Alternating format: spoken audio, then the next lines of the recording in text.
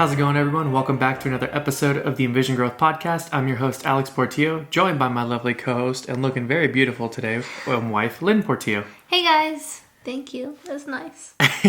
How's everyone doing today? We're super excited to be back for another episode. What episode is this, 23?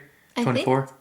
22 or 23. I think 22 was last week. I think we're at 23 or 24. I should be keeping better track. I apologize. But I know that we're in the 20s. It's exciting that we've been doing this for 20 plus weeks now. And I just think there's still so much to learn. There's still so much to do. And every single week I feel like we're just chipping away at that, I guess, at that goal that we're trying to reach to and just trying to get better, every single day, every single week. So Yeah. I think so too. Lynn, how are you doing? How's your week going so far? It's been good. I'm feeling a little tired right now, but it's because we've been having a good, productive week. So just getting lots done. Yeah. But yeah, how about your week? It has been pretty productive. There's been a lot going on this week. I know that we had some family obligations for a party, which was a great time yesterday, seeing some friends and some relatives and family members that I haven't seen in a long time. So that was good. They got to meet Rhaegar for the first time, so that was great.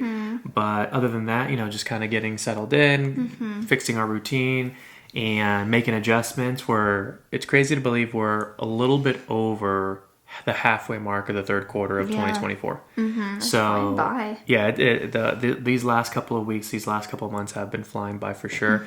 It's when you break things down, at least for me, I've been looking at it that way recently. And when I say recently, in the last 2-3 years, as I've looked at quarters, months, things like that, trying to break things down for the goals that I'm trying to achieve.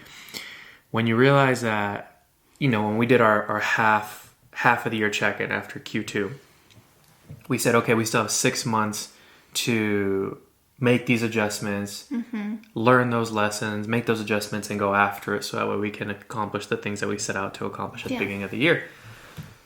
And for some reason in your mind, or at least in my mind, I should say, I start thinking, 6 months, so much time. I have a lot of time, and even if I mess up or screw around or whatever, I'll still have plenty of time to get it done. Well, I'm at that point now, which I'm unfortunately too familiar with, when I see the deadline approaching, and I was like, I haven't really moved the needle as much as I think I should have, or I haven't moved the needle as much as I should have moved it by now. And it's not gonna lie, it's a little bit of a mixed emotions, a lot of, what's the word? Disappointment, feeling defeated, feeling, I hate to say the word sorry for myself, because I don't really want to feel sorry for myself, but just feel like time was wasted. And that's really what it boils down to. So anyways, I know we'll probably talk about that here in a little bit, but yeah, it's crazy to think quarter 3 is almost done, and we are officially entering, not officially, but we're getting close to fall, like officially fall. No, it's like the holiday season. Yeah. By pretty much. But, we're like a week away from holiday season starting. What I mean is just the weather has changed. Yeah. Especially this weekend. It was a lot colder. I mean, I'm wearing a sweater right now. And it was nice. It was really nice. I mean, I enjoy cold weather, so I kind of let the doors open or let the windows open and let that cool breeze in throughout the day, and it just cooled down the house, and it just felt really nice. Last night, I didn't get cold, I would say, because I did my cold plunge before going to bed, so maybe that's why I felt a little chilly. But I woke up this morning, or I woke up in the middle of the night, I was like, ooh, it's a little cold. And so I threw the blanket over me. And so, Rhaegar woke up, and I think he felt it. Even though I had a blanket on him, he was like, I want cuddles. And he slept with us for like 6 hours last night, which he's been better about only doing like 2 to 3 hours with us. More so, he just wakes up in the morning with us in bed. But he was in there. We went to bed super late because we were watching a show. So we were probably in bed by like 12:30, and I swear Rhaegar woke up like at 1:30 and was in bed with us from there on the rest of the time. I mean, I didn't sense him when you brought him into bed. I actually didn't even hear him wake up last night, but I know that it was fast. When I woke up, he was right next to me, and I was like, oh, okay, we're here. He's been liking extra cuddles recently in bed, so you know what?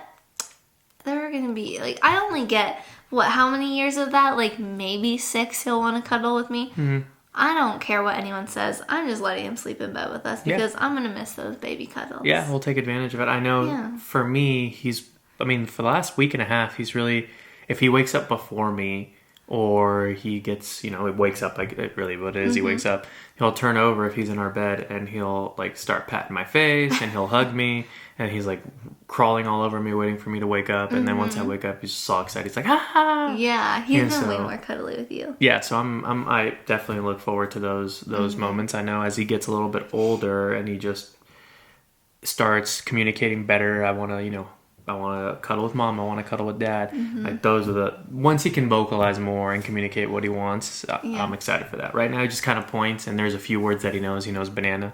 Yeah, he knows dad, he knows, mama. Yeah, exactly. He knows mom and dad in Spanish and in English. I'm working on his Spanish a lot, and it's funny because I'll like say topecito, and my dad's the one who taught him this. So you like put your head down and you say topecito, and he's trying to do is he gives you a little headbutt, and I mean he's got it down. And then, we're in that phase now where he's just picking up and absorbing things so much more. In fact, if you don't mind sharing, why don't you talk about what you just did with him yesterday and what he learned?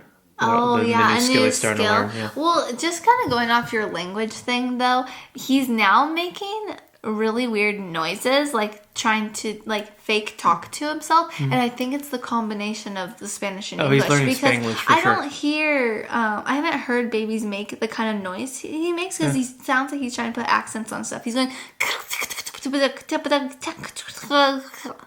like that's his sentence, but he just is talking to himself. Doing that, or he's talking to you, and you're just like, oh, okay, yeah. But like the way he's sounding it, you can hear like his tongue thing that Spanish has, like where you put your tongue in the specific positions. So it's just kind of cool that he's like picking that up, and he knows leche. If you say leche, he like smacks me in the chest, which is really funny. But he's definitely learning his fair share of Spanglish, and that's kind of what we want. Yeah. I'm getting to the point where I will only speak to him in Spanish and communicate with him in Spanish. I probably should be doing it now. I know that babies are like sponges and they absorb and they listen, now and way before now. But I'm not going to lie, I've been a little lazy. And so I just need to stop being lazy and just speaking to him in Spanish. My parents, that's all they do. And both my parents are bilingual, but that's all they do. They just speak to him in Spanish. And so do the kids too. And so do my siblings. So it definitely helps enforce or reinforce the things, I guess, learn and reinforce the things that I should be helping out with. So I'll be doing that a lot more. And it's been fun. It's been nice to see him start to communicate and point. And we try not to just let him point where he wants to go and just go, like for example, if he wants banana, we know he knows the word banana, so he'll point over there and we're like, okay, well, what do you want? Okay, quieres? And he's like, nana, banana, and then we'll give it to him. Or if he wants to go outside, because that kid just loves to be outside, he'll point, outside to the patio or to the front yard, and we're like, where do you want to go? ¿Dónde quieres ir?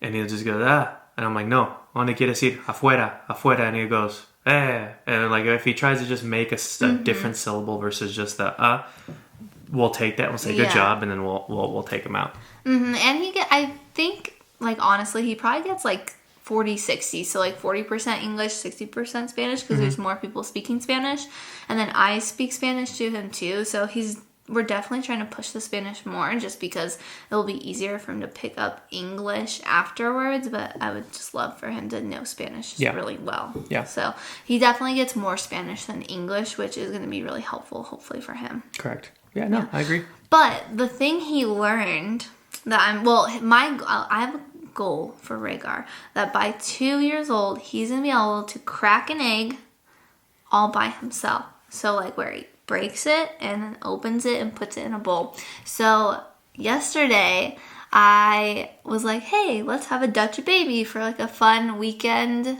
treat for breakfast. And the Dutch baby is it's kind of like a souffle crepe thing. It's has like lots of eggs, and then I just use my starter in there, and it's actually pretty healthy. It's literally just eggs, milk, starter, a pinch of salt, and I put a little bit of maple syrup in there. That's it. So it requires a lot of eggs though. So I put Rhaegar up on his little stool and was teaching him to crack eggs, and he couldn't figure out the opening part, but after the third one, he was watching me like crack it on the counter, and I gave it to him and he just was smashing it and then looked at it and was like, there's a little hole. Yeah. And he's like poking, and then he's like, what is this gunky stuff? Like he was confused at what was on his hands, but then I just helped him like crack it. So He knows how to break it on the table now, and so I'm just going to be working this whole year of progressing him to crack, grab, put it over the bowl, open it, and that whole process. So every morning, I'm going to try to wake up early and be intentional with my time, because we have eggs and avocado basically every day for breakfast. Have him help me make breakfast. It's so much more slow going. That's why I have to wake up early, because I don't want to just like rush him into doing it. I want to hand him the egg and see what he does with it and just wait. Patience is just 100% required in doing that. So that's really what my goal is. So he started it, and it's going to be on my to-do list every day, and I'm excited. Yeah, no, that's I mean, I was recording them. We got a video of them doing it together, and it didn't take, I guess what I want to say is it didn't take as long as one would think. Yeah. Right? It took a total of like 4 or 5 minutes. That was about the attention span he gave us, because after the second egg that he cracked with Lynn, he just wanted to be out of there. So, I told Lynn, I was like, hey, like, let's clean his hands, let's wash him up, and then he can just go play in his playpen. And, it took patience, because for us, smack, crack, done, you're done in like 3 seconds cracking an egg. But we had to, Lynn had to show him how to do it and walk him and talk to him as she's explaining the process as she's doing it. And he's just, kind of watching and observing. And then he tries to do it, and he just like grabs the egg, and he's so used to just, biting things. So I thought he was going to try and bite the egg, and thankfully he didn't. He was just kind of like playing with it. And Lynn's like, no, like, grab it here. Like, and she grabs his hand and starts pushing, trying to break the egg on the table. And he was just like, what is happening? And it's like, grab the egg again, and he's holding it. And so Lynn's like, okay, let me show you again. And she grabs it, and she cracks it, and then when she cracked it, she had him like feel the yolk and the egg white, and then just help her crack it over the bowl. I think after that he was just like, okay, because then when she gave him the third egg, he was just real quick starts breaking it. And then he flipped it over. He found the little hole. And he was like trying to pinch it and trying to, break it that way. So yeah, like I said, overall it took 5 minutes, and it was a really cool memory that we all got to experience and create together. And we're teaching him, well, really Lynn's teaching him life skills, things that are going to help him just throughout his life, right? It's crazy how something simple as cracking an egg, just, what am I trying to say here? Something simple as cracking an egg helps a child's development and giving them routine, giving them tests. Like, we've been very intentional, and you can speak about that too if you'd like, but we've been very intentional about including him in different activities that we do around the house, right? Because Len, I think, mentioned this last week, children don't know the difference between chores and having fun or doing a task. So if he sees us all cleaning, we encourage him. Like, if he'll help me with the dishes. Lynn got him a little, not a step ladder, but it's like a little, I guess it's like a ladder platform, but it's got like a little bar on the back so he doesn't go backwards. And I'll set him next to the sink. I'll do all the safe dishes, right? Plastic cups, his plates, and then really anything plastic, anything glass, I'm not having him touch, or any knives or anything like that. He's not touching. But I'll wash those, and I'll put them over to the side, and I'll give him a napkin, and I'll show him like what to do, and he'll do it for like 2-3 seconds, then he like throws a napkin away, and he's playing like with the cup, and it doesn't bother me because he's learning, right? He's interacting with the process, and then now when he sees me do the dishes, or he sees Lynn do the dishes, or Lynn cook, or myself cook, or whatever, he just wants to be involved. And so we make it very intentional to involve him a little bit so he can get used to that routine. We're giving him structure, we're giving him routine, and it's helping his development, it's helping his motor skills, it's helping his, hand-eye coordination, all that good stuff. Yeah, and it helps their confidence. I think the biggest thing, especially with cooking, is to not yell at him if he makes a mess. So when he was cracking the egg, obviously we got shells in the egg mixture. So, because it happens. He's there picking at the egg and curious about what it is. He's trying to put his hands in the bowl of eggs. Correct. He's like excited, flinging egg. At one point, he almost flung the bowl. I was like, don't do that. Yeah. He was like flinging egg all over. He was touching it with egg whites all over his hands. So obviously, he did do that. Yeah. Yeah, I had like a big mess to clean up. But I think the biggest thing is not telling him, no, don't do that, because it's going to stop him from being curious, and then he's not going to want to participate because he thinks he's doing something wrong. So that's been like the biggest thing, is like I put milk in a like a measuring cup so it's easier for him to pour, and I helped him pour, and my goal eventually is to let him do that on his own. So that's like a big skill, is having kids have a cup here and pouring something in a cup. I don't know what motor skill that is, but it's like really hard for them right now. So I'm going to be working on that with him. And if he spills it, I'm going to be like, oh, good try. Like, I will probably be drenched in whatever he's pouring. It will be all over the ground. But it's so important, I think, to not yell at them or say no during that. So you know what's funny about the pouring is when we take them to swim class, they'll have different opportunities throughout their class to just play with toys and kind of, you know, not so focus so much on the swimming part, but just kind of have a little bit of fun and then go back to the swimming. So they normally have a couple of, like, think of them as the watering pots for to water your plants. And I just showed him once. I was in the pool with him, and so I grab it and then I you know, scoop some water up and then I pour it over some dinosaurs because it's dinosaur themed this month. And so then he just like looked at me, gave me like a confused look, and I gave it to him. And then he just, you know, quickly picked it up. He scooped some water up, he lifted it, and here's the funny part is that he was trying to dump it over this little toy where you put the water on top and then it has the spinning wheels and it just, you know, works like that. And so he saw me doing that, and so you could see he was trying to do that. But as he was lifting it, he tipped his hand, his wrist, so all the water was falling. And so when he got over to the hole, it was empty, and he just like looks at it, and then he looks it down, and then he looks at me. And I was like, do it again. And so when he grabs it again, scoops it up, and then as he's pouring, or as he's lifting his hand, again, he's just dropping all the water. So it's pretty funny to see him pick up the motions quickly, but not, like, you could tell he was getting frustrated or confused with like, not being able. Not working. Yeah, it's pretty funny. It's interesting how that's such a big, like, an important skill that they struggle with, but to us, it's like pouring's nothing. Correct. So that's just some fun things in the kitchen that we're going to be working to develop. I've seen a couple like videos on YouTube and stuff. One YouTuber, I don't know her name, but her son's name is Cozy. They're British, super cute. And she does amazing with him at making. She'll have him make iced chocolate milk and help her make her iced coffee in the morning.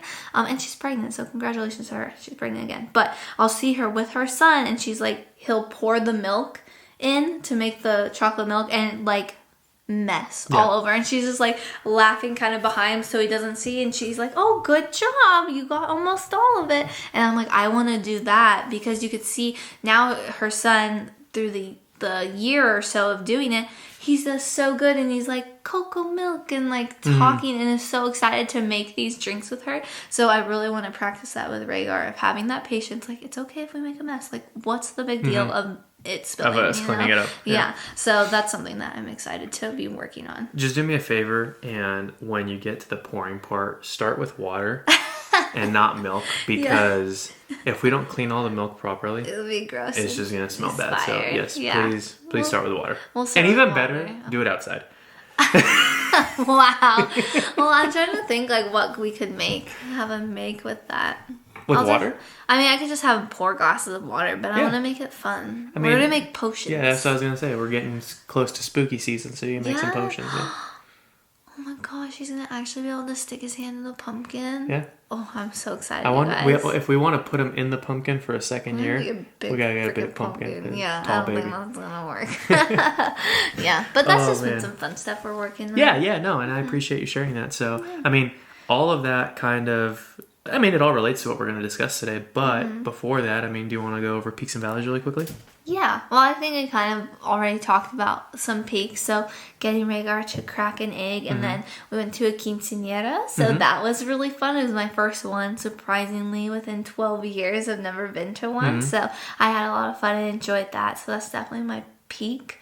My valley, we've been cleaning out a lot of stuff and organizing. We just have way too much stuff. Yep. That is a valley. I'm like so done. I'm ready to just toss everything out because there's just too much of it, and I want to like limit all the things we have.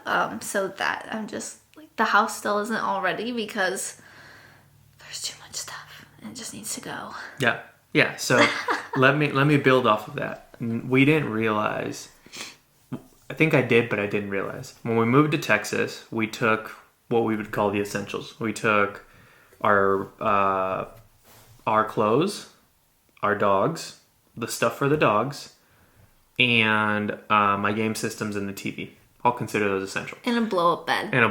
That's how we started. Like we were gonna buy everything big. I didn't want to haul a couch, a desk, a bed. Like I didn't want us to haul any of that over there because we were driving to Texas when we first moved there.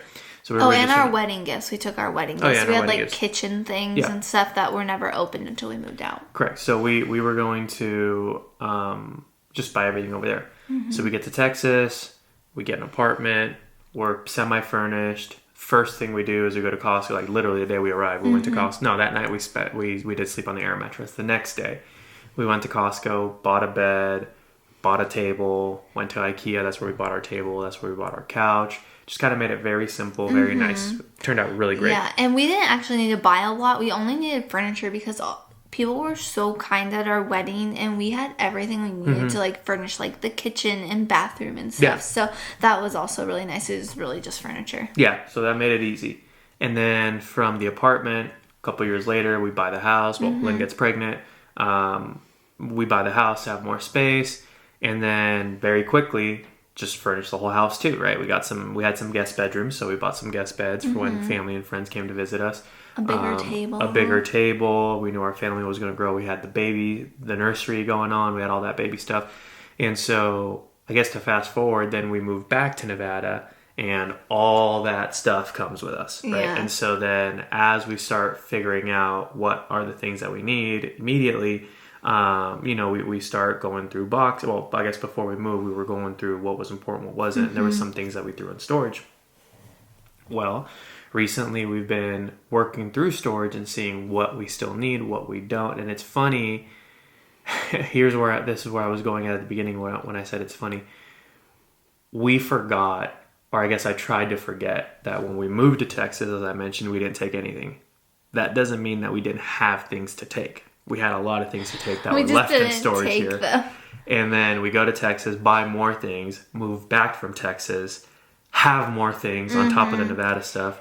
And so then we're just going through a whole bunch of things. And at one point, like Lynn is saying, like at one point I just like looked at Lynn and I was like, I'm about to just throw everything away. And in Texas, and donate everything away. We accumulated a bit of a collection of things we love. To be fair, we had no intentions of moving back. Like I've said this before, we've talked about this before. We had no intentions of moving back. It wasn't until Rhaegar was born that quote rang true for us, right? It takes a village to raise a child. Like there's, I understand that. I still learn more about that every single day. And don't get me wrong, we're super happy. We're happy to be home, and we're close to the mountains. We're close to our family. We have support. It's amazing. But we had talked about that. Like we had no intentions of moving back. We really enjoy Texas and love the culture, love the food, love all the opportunities. And all the anime things, which is part of the collections we really accumulated when being there. So we just had like Lynn said, we fully furnished and we bought a bunch of stuff over there because we had no anticipation of moving back.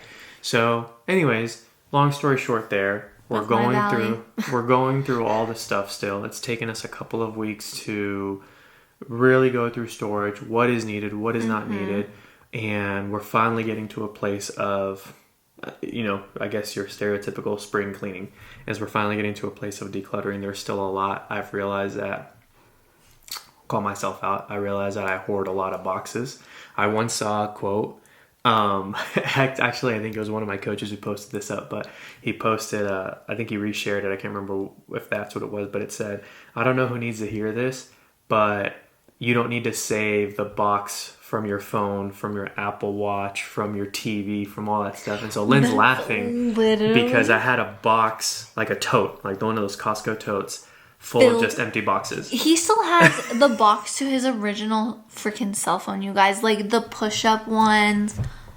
So, I swear, I bet the cell phone's still in the box. No, actually, I don't think I have that one anymore. I only have the old. He had one when we first started dating. It was like a touch screen that also pushed up. Yeah. I know you still have the box to that one even. Yeah. And so, like, you guys, he has boxes to all his headphones, any cell phone, computer, game, shoe boxes. Yeah. That's the biggest one that I'm like, he has, it looks like a department store in his closet. So, which is funny because I only wear two pairs of shoes. No, they stay in the boxes. They're very well protected. And so Yeah, I've realized that. It's just a funny thing to hoard. Yeah, it's funny because I always crack a joke, and I've called myself out. I'm gonna say it again. I'll call myself out again. I always crack a joke that Lynn, you can have the bigger side of the closet, and she laughs really hard and says, "No, you have more stuff than I do." And when it comes to clothes, it's true. I do have more stuff than her. But to be fair, a lot of them are my work stuff. Yeah. Like a good majority of my clothes are my work stuff. He has an unnecessarily large work wardrobe too. And then I was telling one of my good friends this is that as we're going through the spring cleaning kind of thing, going through the closets, I realized that my style. Okay, this happens in the life of every good man once they settle down. I think it tends to happen. You get comfortable. You stop trying. You're like, cool. I got my girl or I got my partner, whatever, and I don't need to try as hard anymore. Because when Lynn and I first started dating, like I will just say I had style. And then I don't know what happened and when that switch happened. But if you look at my closet, no colors match. Like absolutely no colors match. I will have lights with darks. Scheme, I will have there is no what's the word? There's no explanation. Specific kind of style. Correct, but there's just no explanation as to why my closet looks the way it looks and the clothes that I have. It's also different areas like anime, country, hunting, working out, and so there's different things, right? There's different, I guess, styles of clothing, but none of it matches. Like when we were going to this party this weekend, I put my Western clothes on, which always looks good, but I really realized I was like, one, I've lost weight, which is, hey, good for that. Yeah, but my suits don't fit anymore, and I haven't gotten them tailored, so I couldn't wear a suit. And my, my button-up shirts for my suit, same thing. So a couple of them just don't fit anymore because I've lost weight. So again, good thing, I just haven't done any shopping. But even then, when I looked at those button-up shirts, again, colors all over the place, nothing matches, everything is just horrible. Like one of my best friends who is a great fashion person would probably look at my closet and throw up and say, my sister who's a fashion, like self-proclaimed fashionista, and she knows fashion, she really does. Friend, you know who you are. Come here to Reno to look at Alex's closet and just be like, what the heck is this? Because he needs your help. Both of them. Need a trip to Express or something. Both of them would just laugh. And so that's what I'm working on, is reinventing my style again, or fixing my closet. And feel good wanting to go in their closet. Correct. And so we'll talk about that because all of that is important to today's topic. But yeah, that's what we're working on right now, is just a lot of decluttering. And I realized, and maybe you guys have gone through this as well, you don't realize how much you have, how much stuff you have, and how much just borderline useless or stuff that you don't use at all, and you're just hoarding and it's taking up space. And so that's what we're going through right now. Yeah, I will call myself out though too. It's not just Alex. I mean, it's funny with the boxes and stuff, but I also hoard things. Like I'm looking over here, like lots of books and collectibles. That's my problem. Let me not even start with the books. Okay, I'm just gonna say that right now. No. I know we're only even through like a third of it. What I would have in clothes, she quadruples in books. I think even more than that. I think I had thousands still in storage. No, I think we got out all those boxes. My parents. I pulled out. I'm not exaggerating. I pulled out 3 totes. Again, the Costco totes, and like 7 boxes of different sizes. None of them were small. All of them were medium to large boxes of books. And I said, go through these before I just make a bonfire. What are you going to keep? What are we getting rid of? And so she did that. I did. And we donated probably close to, probably donated a couple hundred books. Yeah. And so, that was a lot. It was really hard to go through them too, because I had just like a lot of, I went through a really big book phase where I was buying every single popular book ever, and none of them are read. So I was donating like hardcover, really good pristine quality books. So the ones I kept, which are up here right now on the side of us, like my classics, my collectibles. So I have like all of Nancy Drew. The Picture of Dorian Gray is my all-time favorite book. So I have like 12 copies, different copies of that book. Harry Potter, Twilight, those kind of things. But there are still a bunch of books that I kept for like Rhaegar or books that I eventually want to read. But I also do know that my parents also have a storage unit. And when Alex and I got married and stuff, I put a lot of my books in there. I'm pretty sure I still have like 8 boxes. I think they moved them out. I think they moved them to our storage unit. Oh, well, they're in some storage unit, and there's still a bunch that I'm going to have to go through. Hopefully I don't have to see them. I'm pretty sure another, like, 500 books or so. Because I know I had over 1,000 in total. Yeah, hopefully. And I've only been through, like, 300 or so. Hopefully I don't have to see them or I'm going to freak out. I'm going to freak out. I'm kidding. Like, I don't get a lot of, what's the word? I don't get a lot of anxiety in that sense, but...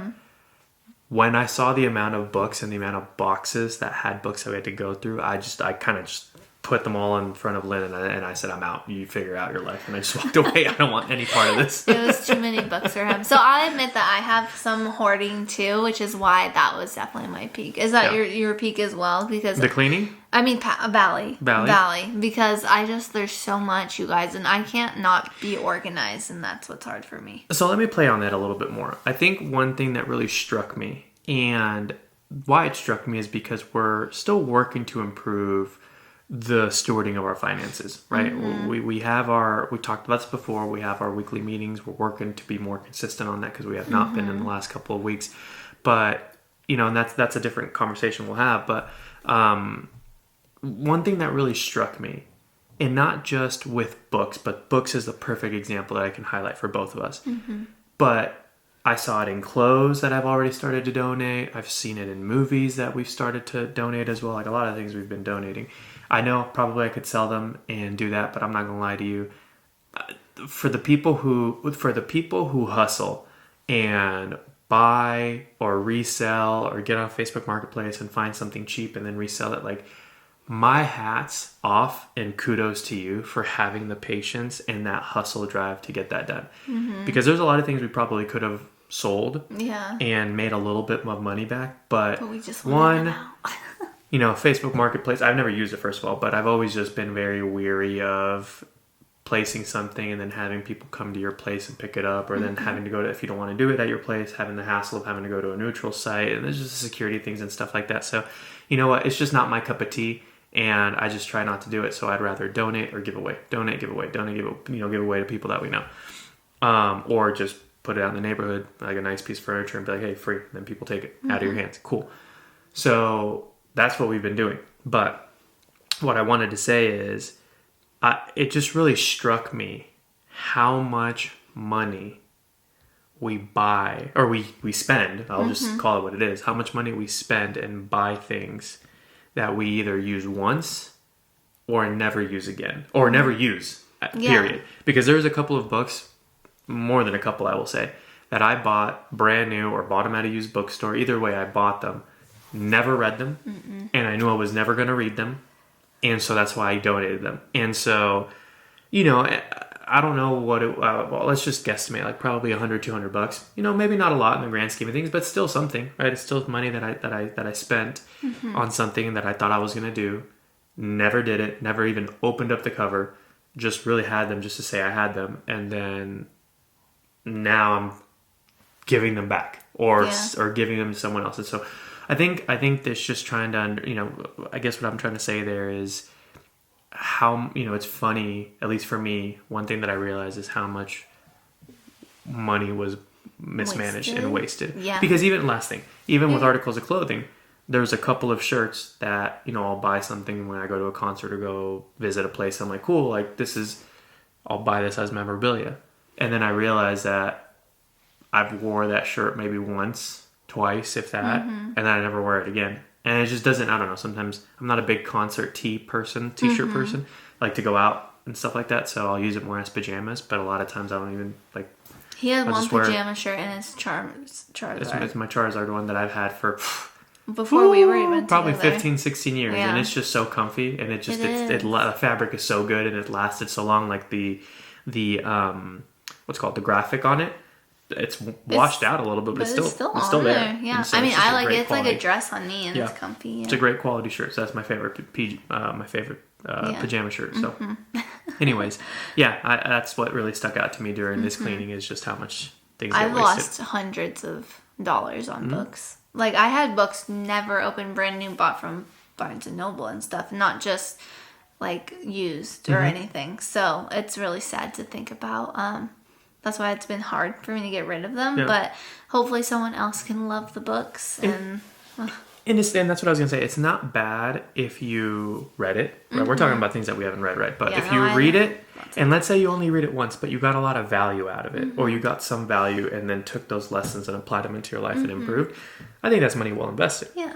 The money that's wasted is what we're talking about. You buy something, impulse buy, emotionally buy, and then you never use it, never wear it. I mean, one of the, I guess, quotes, or one of the things that always sticks out to me, especially as I'm cleaning out my closet, I have to really stop and ask myself, am I keeping this for an emotional reason, or am I keeping this because I'm actually going to use it? Yeah. And you'll notice that there was a couple of shirts that a week ago, I was like, no, I'm going to keep these. I'm going to wear them again. And then today, as I'm cleaning out my closet a little more, I'm like, I'm never going to wear these again. I know I'm never going to wear these again. I need to let this go. And so I take them out and I put them in the donation pile. And so it's just funny for me that sometimes I have to go the steps a couple of times to really like let go. Yeah, I'm like that too. I feel like, I'm going to wear this sometime. Like, I'm going to be confident enough to wear this. I'm like, no, I put it on. I'm like, this does not fit me well. I'm not going to ever wear it. So I have to go through all my clothes too. Yep. So lessons learned. Lessons are being learned. And if you guys have done your spring cleaning or still going through it or plan on doing it, good luck. It's a lot of fun with a lot of frustration, but it feels so great afterwards. You're just like, this is nice. You can see everything you own in one little pile, because I feel like everyone just has a lot of clothes too. Yeah. So I would start with clothes first. It feels the best. Yeah. No, I agree. So, I mean, this is a perfect segue into what we want to discuss today. Yeah. I think that, we said it a little bit earlier, end of Q3 is right around the corner. We just, passed halfway point probably last week. Yeah, because it's the half of this month. So last week we probably hit the halfway mark. This is the last week of the month. Yeah, so we've hit past the halfway mark of quarter 3, and there's still, in my opinion, there's still a lot to do. There's still a lot of things to accomplish and work to improve on, and there's still time. Like, I don't want to make it seem like there isn't time. There is still a lot of time to complete. It's harder with the holidays, though. It does get harder with the holidays, but we'll touch upon that. Yeah. So that's what we want to talk about today. We want to talk about failures. And I know we've talked about that before, but more like a deeper dive into why things keep happening. Or if you failed at something before, you make those improvements, you make those adjustments, but you still fail at it again. Like, why does that happen? I want to explore that a little bit further and really just go through it, because I think it's important to discuss things like that. It's important to do self-evaluation and really look at yourself in the mirror. I'll even use David Goggins' words, right? I'm reading Can't Hurt Me, and he calls it the accountability mirror, because when you go to the accountability mirror, that's the one person you can't lie to. And really what I thought about in that, while I was reading that part of the book, it made sense to me, because not that I'm like completely self-conscious about my body. I think I've made the strides to lose weight, and I'm getting there, and I've gotten a lot of compliments, and I appreciate all those who have noticed and who give me those compliments. It means a lot. But I shy away from the mirror, not for a bodily appearance or an outward appearance, but more for an internal appearance, because I know that at the end of the day, I'm not where I want to be, because I let fear and I let external things take a hold of me, and I don't want to face that truth, and I don't want to take that accountability at this time, and so I shy away from it, I hide from it. And so this book, this topic comes really from this book, and as well as what we're going through, because we've had a really good discussion in the last couple of weeks of just where we're at and what we want to accomplish for the rest of this year, really the rest of this quarter and then the rest of this year. And so that's what we want to talk about today again, and just have a little bit more of a deeper dive. So Lynn, why don't you kick us off? No, you kick us off. Oh my goodness. You're better at kicking us off. He's better at that. He's good. But you didn't share a peek, so did you want to share your peek at all? The peek was what we talked about already. You shared it. So it was spending time seeing family that I hadn't seen in years. Okay. And, I just want to make sure you had rate our space. skills. Yeah, no, it was great. It was great. Okay, then get into it. Okay.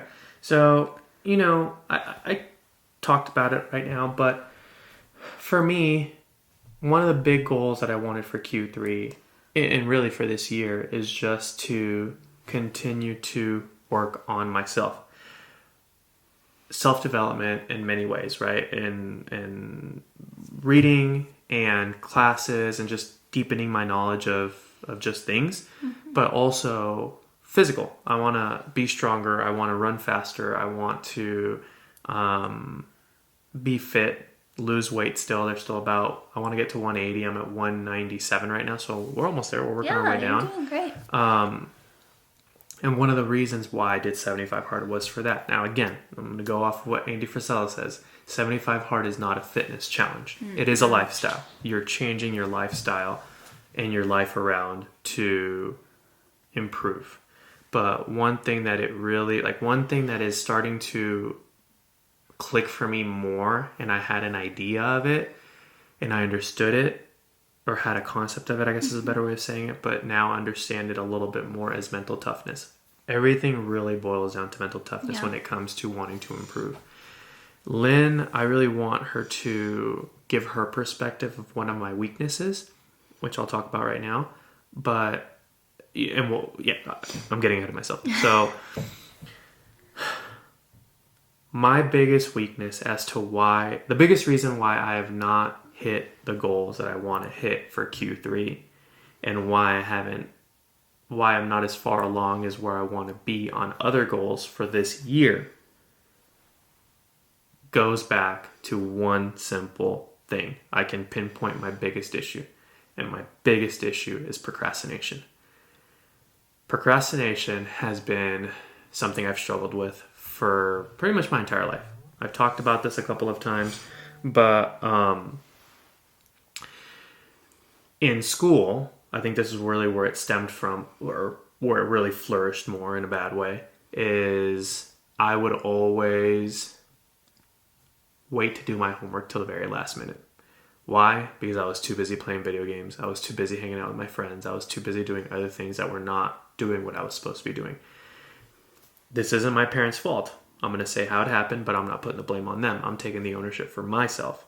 But my parents would always say, especially my mom, she'd be like, do your homework, do your homework, do your homework. And I'd say, yeah, do your homework. Yeah, sure. And there would always be, threats, or there would always be consequences if I didn't do my homework. We'll take away your game system. You can't go out with your friends. You can't do this. You can't do that. I heard all of it. But a lot of times there was no follow through. And so because there was no follow through, I was like, cool, whatever, they're not going to do anything. So I would just do whatever I wanted in a sense. Not that I was a terrible kid in that grounded sense. For having a B. Not that I was a terrible kid in that sense, but the reality is I didn't do it, right? I think that's what normal kids do. It happened, I'd go to school. I'd sometimes, like in middle school and high school, I would do second period's homework during first period. And then first period's homework like 30 minutes before starting school. And that's what I would do pretty much my entire school career, even in college. And the false win that it would cause is when I would successfully cheat, in a sense, and not do it until the very, very end, and got away with it and passed with a B, whatever, C, sometimes A's, whatever. I would be like, cool, see, I don't need to study, or I don't need to waste my time doing this. I could just be doing it at the very end, and then I'll turn it in just because I have to turn it in. But that created that false adrenaline, is also what I was trying to say, because it would get me excited. I'm like, I bet I could do it. I'll do it, 10 minutes before the class starts, and then get it done, and boom, turn it in, get a B, get an A, get a C, whatever. Sometimes a D, I'll be honest. Did that not stress you out at all? It didn't. The fact of potentially failing or disappointing someone or yourself, you never got stressed out for not finishing something on time. When you if you didn't, you just took the failure as whatever. It depends on it depends on the level of the assignment. Because I know when I took AP classes, some of for example, AP history, one of the essays had to be, I think our final essay had to be 5 pages long or 4 pages long minimum. I legitimately, I'm not making this up, woke up the morning of the morning the day the paper was due at 3 a.m. and I wrote it before 8 a.m. And that didn't stress you out Did at all? not stress me at all. Why? And you because weren't like, this is trash work? No, actually, I got an A on the paper. Which, like I said, that's where you get the confidence. That's where I get the confidence of Okay. getting it done last minute because I knew I could pull it off. He's one of those that doesn't have to try hard to do well. I've always felt like I do my best work when I have doubters or when I have my back against the wall. When you're under pressure. So I crave that pressure. But I crave it, I create it, I should say, in the wrong environments. Mm-hmm. Because if I could use that pressure, and I'm kind of all over the place and I apologize, but I realized that in college, when I had to try harder, if I would have just taken the time to study and done the things I was supposed to, I wouldn't go into because here's where the stress would come in, was the test time. Yeah. It's one thing assignments. It's one thing to do assignments last minute, but it was a totally different thing to cram for a test the night before. Yeah. And you and I mean, you saw me go through that many, many times. Yes, I can imagine. Because then you're wasting your own money. You're paying for that stuff. Correct. And that's where it hit me the most, especially with math. I've shared this story before. I've failed math, 3 times. 3 times failed remedial math. Then I passed to math 95. I failed that 3 times as well. Or passed it on my 3rd time. Failed it twice. Passed it on my 3rd time. Math 96, I failed it once. Those are pre-calculus. Mm-hmm. Then calculus, I failed it twice. Once I passed it on the 2nd time. Anyways, I failed math like 8 times in a row, essentially for different classes. But that's when it hit me, is like I'm paying money for these classes. It's not a lot of money. Talk about bad investments and bad management of money, like with books. But wasting time. Yeah. For me, it was never really about the money. It was really about the time. Yeah, and I think that's why I procrastinated, because I would rather use my time for something else. Mm-hmm. And for me, something else was hanging out with friends, playing video games, staying up late, watching movies, numbing my mind to avoid the reality of what I knew I had to do. Yeah. And so that has continued with me to this day. There's times where I know I should be doing something productive, and what do I do instead? I will play myself. Ask Lynn. I'll say, hey, I'm gonna start cleaning, and so to start cleaning, I try and throw on a show that's just gonna be a background noise, and usually it's a show that I've seen before. But one day she called me on it really hard. She said, "You've spent 30 minutes." I think it was 30 minutes. Maybe it was more. You spent 30 minutes looking for a show to watch on Netflix when you could have been done with the task you had to do in that time frame. And actually, I'm not going to lie to you, I got pissed. I looked at her and I was just so like... He was mad at me. And then he picked a movie and then sat there and just watched the movie. I think it was partly out of spite. No, actually, I did a little bit of the chores. But then, I think I was like cleaning our room or whatever. And then I put on the movie, and eventually the movie gets to the parts you like. So what do? I sit down and start watching the parts that I like. Well, then that gives me the excuse to then put this off to the side and then just finish the movie, because here's where it starts getting good. Mm-hmm. So before I knew it, it's nighttime, and I half-assed pretty much all the tasks that I was working for that day. And so... That's why we still have piles in our room that needs to be done. It's gotten better. Yeah. It's gotten better. But... No, I mean, really, I'm just trying to help. Hopefully it helps paint the picture of what I struggle with, which is procrastination. And I realize that if I can break that habit, I will be so much further along. You would be so incredibly successful if you did not waste your time. Yeah. Like, you guys, he is very good at getting things done when he's doing it, and very good with time management when he actually does it, but the procrastination is so strong. It's very strong with the force in him. It's detrimental, honestly, in day-to-day tasks and just life, like in all areas of his life too. Relationship, father, household, work. It's across the board. Yeah. Yeah. I'm sorry, that sounds mean. No. It's true. It's there. It's true. And so I would appreciate your perspective as to, when you see me procrastinate, what goes through your mind, because you're very opposite of me. you create a task list and you have to get those tasks done in the day. And you do really good about what Andy says is getting those tasks done at the beginning of the day where you have the most energy. And so, yeah, I just want to hear your perspective when it comes to procrastination and that being a reason for failure. So just procrastination in general, I can't understand it. It's not how I'm wired. It's not how I was raised. You do everything early and finish everything early. So I've just never been one to procrastinate. And it stresses me out, honestly. And when I asked him, how does it make you feel like with school and stuff? Because I would be extremely stressed if I did not study for a test until the night of. I would be coming in there ready to throw up, having a panic attack, freaking out, biting my nails as low as possible if I was not prepared for the test or I didn't do an assignment on time. And a lot of it's geared around like disappointing my parents. I mean, that's kind of how I was raised, and I just the respect for them and everything. So that's just like where my lack of procrastination came from. It was really geared, like my job was school. So I was like the student that did all my studying the week prior. I did other people's homework and helped them out because I already had mine finished. I was that nerdy, quiet kid that would help all of her friends pass. I helped Alex a lot in college because of the procrastination. It was because I finished everything early, so I had the time to do it and help. So I really enabled his procrastination all throughout school. Yeah.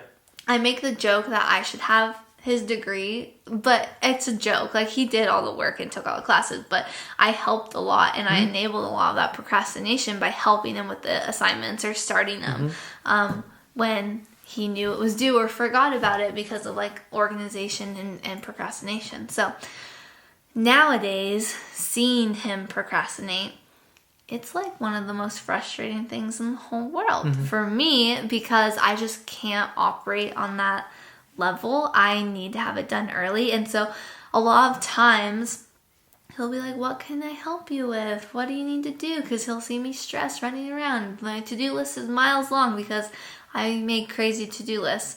And I'm just like, no, I don't need your help because I know it's not going to get done when I want it to get done. So I just don't bother to like ask for the help because he gets distracted. He wants to watch movies. He's on his phone. That Instagram is a problem sometimes of getting distracted.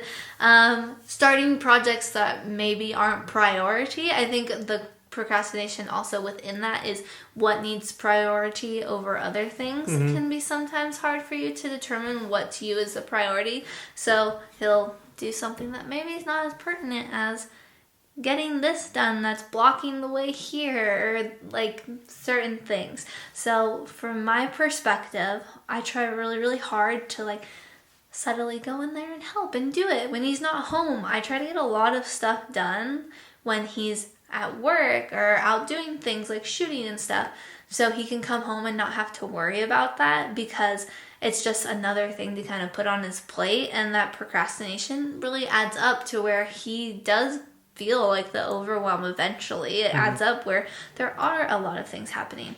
But just procrastination in general, it's something that I've had to deal with the last 12 years, and it's something we're still fighting through. And I'd say it's probably one of the biggest reasons if we have like conflicts or confrontations. Yeah, I think you bring some really good topics and good perspective there, or you bring some good perspective to the topic there, because I agree. There, like I said, during the test time, I would stress out a little bit more, especially if it was a class or that I wasn't doing too good in, or it was a test that I wasn't, or a class that I've already repeated once. You know, the pressure would kind of mount on. But at the same time, I think I would, on top of procrastination, I think another area of opportunity for me is negative self-talk. I would do a lot of negative self-talk, a lot less You've now. You've gotten so much better at that. I would do a lot of... You're proud, Jake. I would do a lot of negative self-talk because it just made example. Okay, probably the best way to explain it is going back to school. So after I failed math the first time, I gave myself a lot of negative self-talk. You're an idiot. What are you doing? You shouldn't be in college. You can't do this. All of that negative voice would creep in. I'm just a bad friend. It was the common one, even though, because I'm just talking about school. Well, procrastination though relates to that. Hold on, I'm just talking about school. So then, after I redid the class, I'd find the motivation, redo the class, and then as I'm going into a test, I would start negative self-talk. Well, if you fail this test, it's your fault because you didn't study. And you're not smart enough to be in college, so what are you even doing here? This is a pipe dream to you. This is, I would do a lot of that talk to myself. And it was really a defense mechanism, because when I would fail the class or I'd fail the test, I could look at myself and say, see, I knew it, or you knew it. Why are you here? Well, you knew you were going to fail, so it is what it is. Now move forward with your life and just go do something different. And so it would be my defense mechanism to avoid the pain and avoid the... Like disappointing yourself? Disappointing myself, but what's the word? The self-accountability. Oh. It would be a way of avoiding the self-accountability, that the reason why I did not fail, or the reason why I failed, is because I didn't seek help, because I didn't go do the work, because I was procrastinating till the very end. And so I didn't want to face that reality. I didn't want to face that I am where I'm at because of the choices that I've made. And it was easier at that time to blame other people, to blame other circumstances, versus look at myself and say, I'm the reason why I'm here. And so procrastination, again, is just something that is still something that haunts me and something that I'm working towards to get better, because, you said it, I agree. I believe this, that if I could master that over my mind, or that aspect of my mind, I would do so much more than what I'm doing right now. Yeah, I mean, just the fact that you're able to do so many great things with, you guys don't understand the procrastination problem. He's able to get so many things done in like that, in the moment, quick, without preparation. I always have to prepare. I'm always needing to take notes in some form, get things ready, and he can just do it in the moment. He's just one of those people who's able to do that. And if he were to prepare, the quality would be amazing. I'll give another example, and I'll be vulnerable with this one as well. This is a perfect example. If I think back to what episodes I'm the most proud of, it's the episodes that we took the time to prepare and discuss what our objectives are, what we want to teach, what we want to say, what stories we want to tell. And then, when that kind of in that format, those are the episodes I'm the most proud of. The episodes I'm not proud of, I'll be honest, this is probably one of them, is the episodes that we realize, oh my goodness, we haven't recorded this week. Things have happened. We haven't made the time. We need to get on our schedule. And we fly by the seat of our pants to get it done, just to get it done. And that's not fair to you guys, right, who come and support us. That's not fair to us to put ourselves in that position. And that's what we need to improve and be better at. Because, for example, right now, and this is where I was going with this, before hitting record, we were talking about we talked about it this morning, what we were gonna talk about. But a lot of times our flow just goes, and then we realize, oh my goodness, we've spent this much time on this subject when we need to be shifting to this subject, and then we just do it a quick shift. And again, that's just poor planning and poor execution on our part. But it also paints, again, a false sense of accomplishment for me, because some episodes that we've kind of done on the fly, I am proud of, because I can just kind of think on my feet and things come up and we go through conversation, and I can build off of a conversation of whatever we're having or whatever's going on.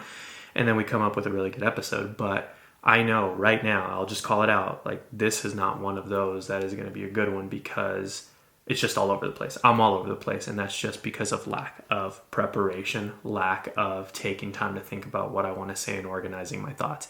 I've called this out before in other episodes, where I just need to be better about having what are the points that I want to talk about, and structuring our podcast better. And so a lot of this, and this is going against advice that I've received from my mentors when it comes to podcasting, when it comes to speaking, I'm fixing things in the moment, and I shouldn't do that. I need to be fixing things outside of the camera.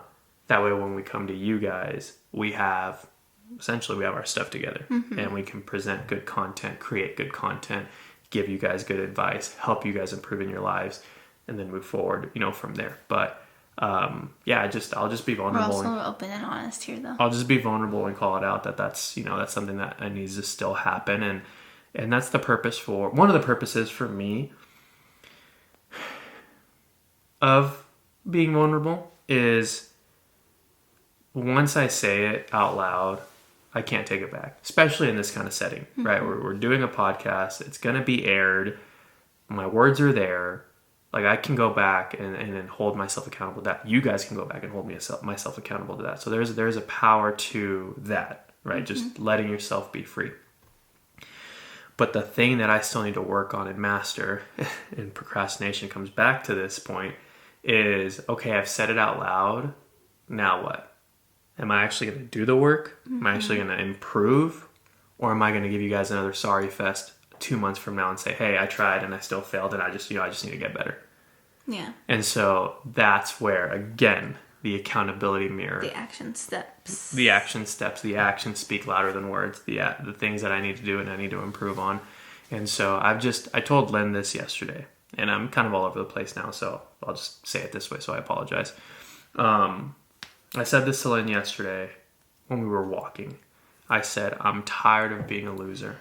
And I do mean it. I feel that way. I feel that I am a loser not because I fail at things. That's part of growth, and that's not a bad thing. I feel like a loser because I know what I need to do. I call it out. I become vulnerable and say that I'm going to do it, and then I don't do it. Fear takes over. People's opinions take over. Thinking of people's opinions or what may think of take over, which goes back to fear. Feeling unworthy. Really, I should just say fear, because that's what everything that I'm going to mention roots back to fear. Fear of the unknown. Fear of, am I going to fall on my face? Am I going to look and feel stupid? Am I going to say the wrong thing? Can I even actually do this? Do I have the self-confidence? Do I actually believe in myself to get this done?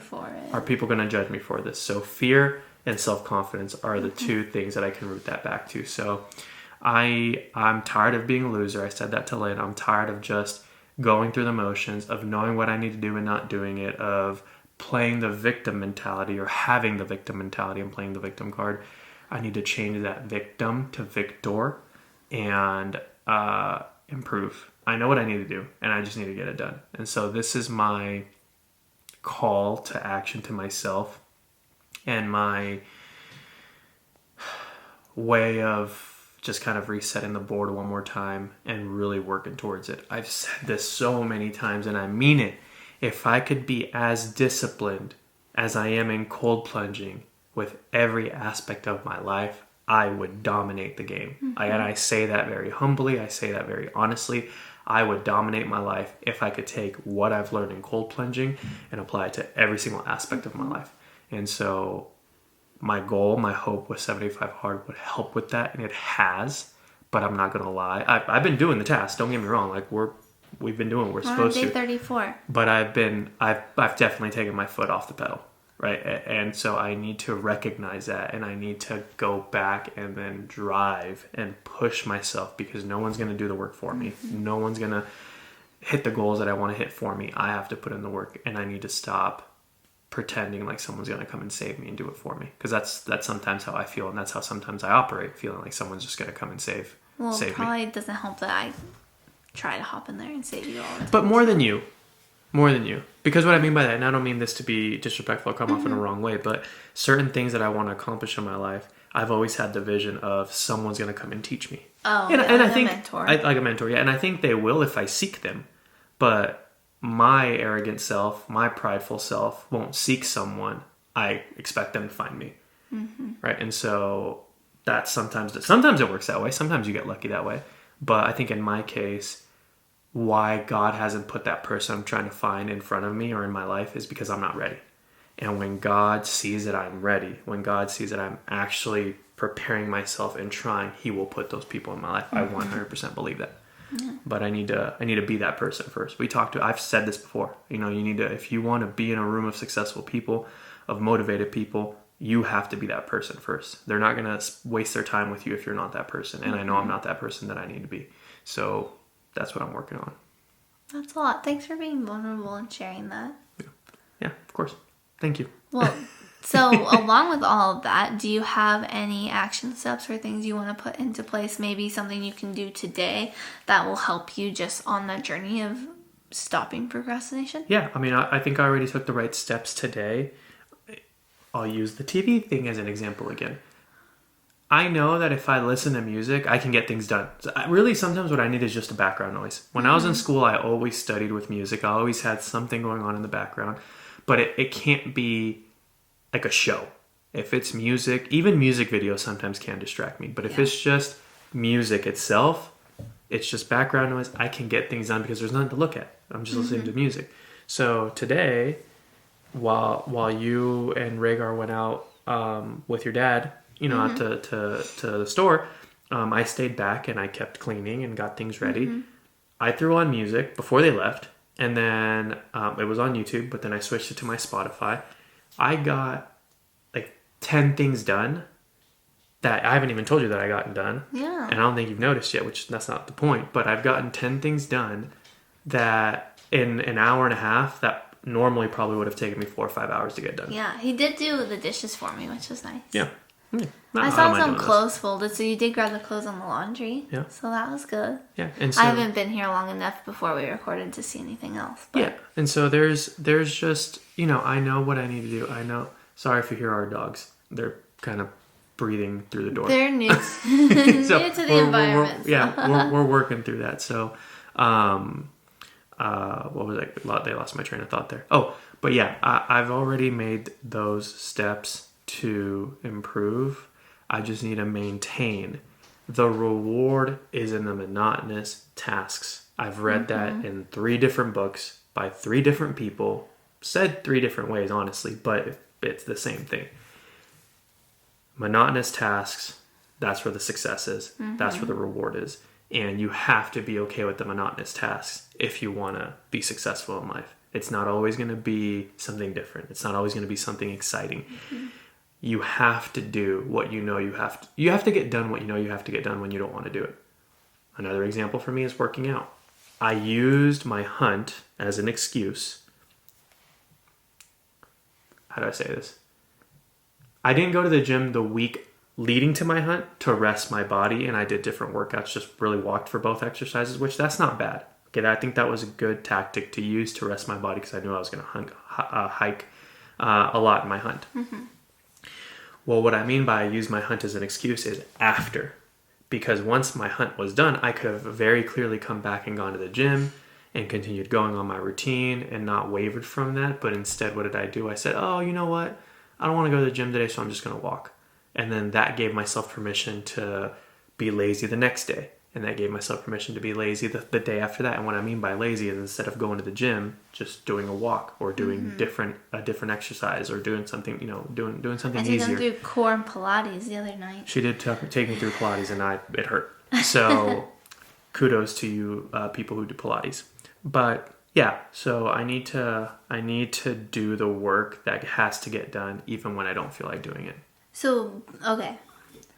That's like your plan, but do you have any action steps or things, resources you want to utilize or stuff like that you're going to do the things you don't want to do? Because you know you have to do them, but how are you going to do them?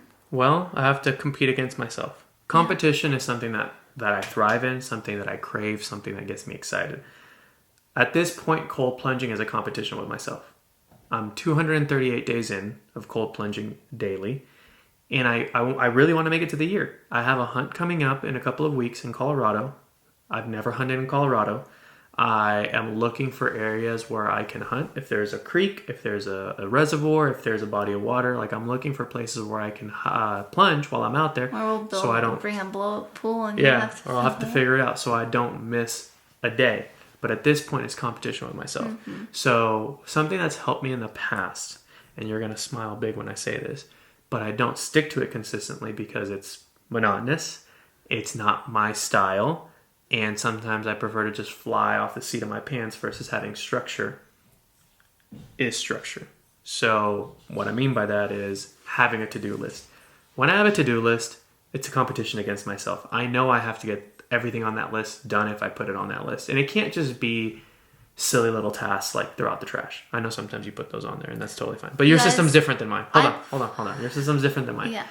I need to put, Andy Frisella says 5 tasks. And that's what I really need to focus on. Because if I put every single thing I need to get done on my to-do list, that's when I get overwhelmed. That's when I don't do it. That's when I'm like, this is stupid. And so I need to do 5 critical tasks that will move the needle forward, and I need to get them done without failure. Mm-hmm. Yeah. So that's my steps. And my system is a little different, but it is definitely like how my mind works. So I do top 3 things that have to be done that day because I get really overwhelmed too. Mm-hmm. The tiny things like take out the trash because we have trash cans in every bathroom and room. Or I put shower on there because I just have to prioritize that sometimes. Not a fan. I feel like it wastes my day. So that's always one that our friends laugh that I put on my to-do list also. But I do tinier things so that if I am in a slump, I only got one of the 3 things done. If there's a small task I can do, which habit stacking, you talk about that a lot, or multitasking, how many tiny things can I get done and mark off at the same time? That also helps create, which is something for you to work on too, is, multitasking, getting more things done at one time, which looks like that's what you were doing when I was gone, able to get a lot more done is, okay, I put the laundry in the wash. That's one thing going that I'll be able to mark off. While that's going, I'm going to put the dishes in the dishwasher, start that, have 2 things going. Then while those are going, I'm going to go take out all the trash, maybe do sweeping here, do some bathroom cleaning, come back, laundry's done, put it in the dryer. Okay, that's going. Dishes are done. Put those away out of the dishwasher.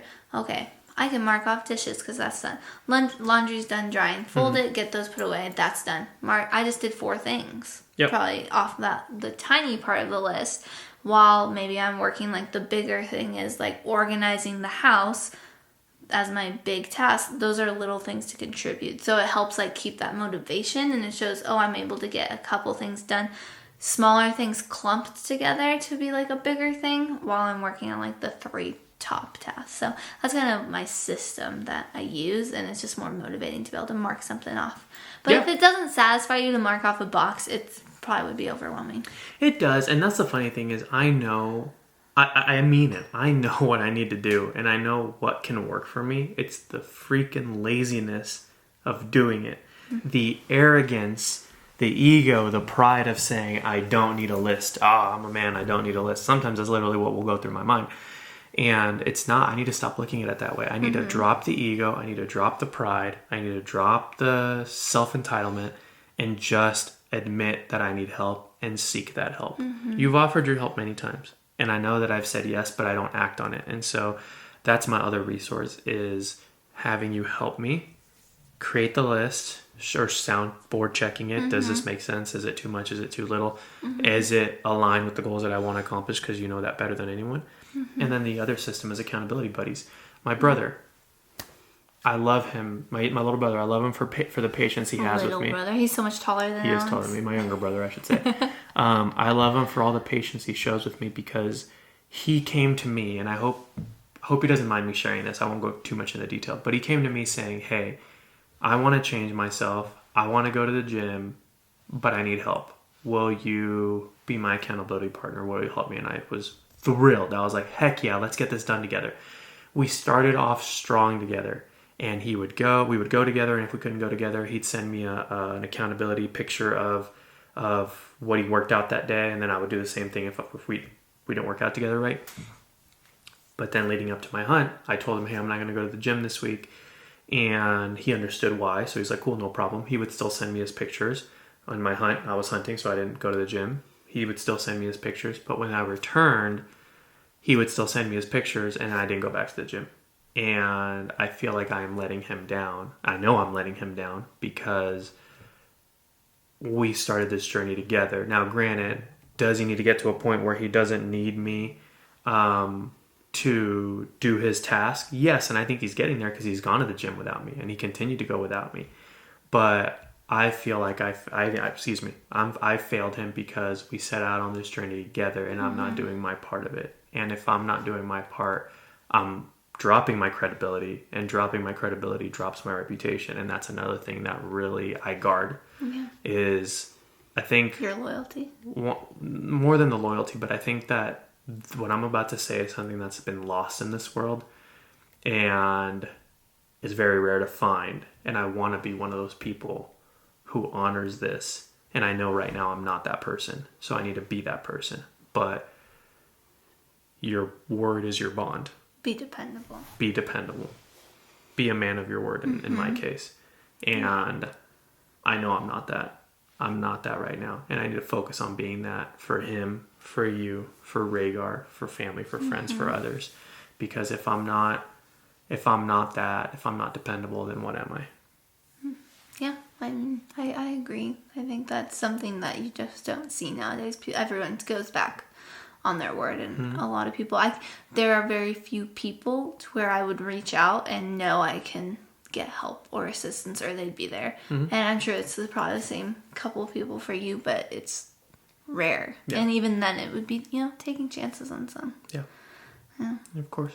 Hey, when we get a home gym, then he can just work out with us. That will make it easier. That's one thing we're working on, is working on a home gym. So, but anyways, is there anything else you wanted to add before we kind of wrap it up? One thing I think that would be good for you, which I also do in my to-do list, which probably looks funny, but break it up in like actionable physical to-dos and then mental to-dos. Yep. So I always have like, make a weekly meal plan list. What are the groceries? So my to-do list is literally me sitting there writing a grocery list. It breaks it down further. And so I think it would be, obviously it wouldn't be those things, but like food prep ideas could be one. Your goals for the week, your workout routine, stuff like that, to help you be more proactive, because it's setting you up for the actual steps that you need to do. I think that would be helpful. Speaking of that, when I had because I will write down the workouts I need to do before going to the gym. That helps me because I don't go to the gym. Then what do I do? What am I working out on? It's already structured. It's already there. That is when I see the most results. And so, like I said, I know what I need to do. I've done it before. When I had my personal coach, he gave me the structure of what I needed to follow. I followed it. I saw results. I dropped 60 pounds. It's not just luck, right? It's putting in the work and following the system, right? It's making the adjustments to the system or making adjustments to the program when you need to, but for the most part, following the system. And so I understand that systems is what's missing in my life, and I need to work on that and improve that. And so those are the steps that I'm working towards, is having better systems and sticking to them, not just saying, oh, there was one kink on it, it doesn't work, and then just abandoning it. That's not going to do me any good. Yeah. Well, I think you're on a good path, and I'm here to help you. And I definitely need to be better about like not being naggy about you're fine. the procrastination and stuff, because I think that also would deter you from wanting to do it too, if I'm like having an attitude. Yeah. So. Yeah. I will that's one thing I need to work on, and there is still time. Okay, I'm not saying that there isn't any time, at least for this year. The things that I want to accomplish, there's still, God willing, there's still a lot more time. But for this year, the goals that I want to accomplish, there's still time to accomplish and turn them around. And hey, failing and having setbacks only makes a comeback makes a comeback greater. Yeah. So, I know I totally butchered that quote, but I knew what you meant. So that's what I'm working on. But thank you for sharing. I appreciate you being vulnerable and breaking it down. So now everyone, you can hold him accountable and see where he's at weekly, seeing like what he's procrastinating on, what he hasn't, and see what systems are in place. Yep. Hopefully I'll get to help him a little bit, because I love organizing things and writing lists. It's my favorite thing. Like, I'll write his to-do list out every week if he doesn't want to do it himself. That's funny. She will. She really will. But hopefully this episode helps you guys. My goal and takeaways that I want to pass on in this episode is just take accountability. Like take a look in the mirror. Look at that accountability mirror and take inventory. Are you where you want to be? Are you the person you want to be? And if not, what are you going to do about it? What systems are you going to set in place? Who's going to be your accountability partner? Who's going to help you? What steps do you need to take? Ask yourselves that and write it down. Really, I understand this goes back to the ego and pride thing. There's power to writing things down. And a lot of times I don't like to write things down because I feel that I'll remember it and then I'll just do it. But it's a lie. I'm fooling myself. I need to write things down, and I'm working on that as a part of my systems to write things down and be better about that because it's there.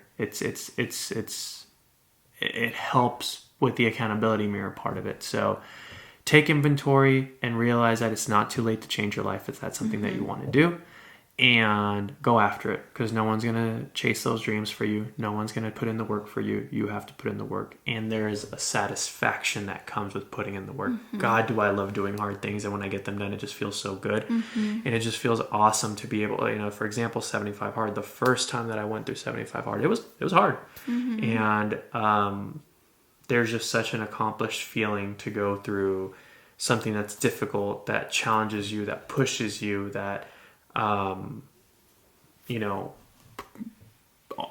some points even breaks you. There's a couple of times that I've been broken through this process, and it just helps you learn more about yourself and grow. It helps you grow, and it's just part of life, right? So there is no comfort. There is no growth in comfort. There's growth in doing the hard things. So don't shy away from them.